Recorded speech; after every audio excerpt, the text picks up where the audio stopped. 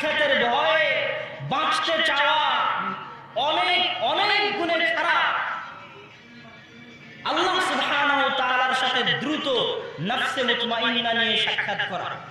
মানুষ বাঁচার আকুতি, বাঁচার মিনতি, এই অক্সিজেনে না হলে অক্সিজেনের পাওয়ার বাড়িয়ে দাও, ওই অক্সিজেনে না হলে আইসিইউতে নিয়ে যাও, নাকের মধ্যে পাইপ দিয়ে অক্সিজেন দিবে, তবুও বেঁচে থাকতে হবে, মরা যাবে না, মরার ভয়।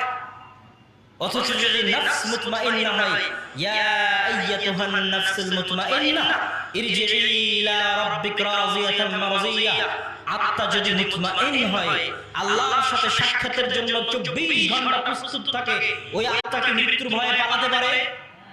অসম্ভব, পালাতে পারে না। কোন আত্মা মৃত্যুর ভয়ে পালায়? যে আত্মা আল্লাহর সাথে সাক্ষাৎ করতে ভয় পায়, আল্লাহর দিকে ফিরে যেতে ভয় পায়। সাহাবীদের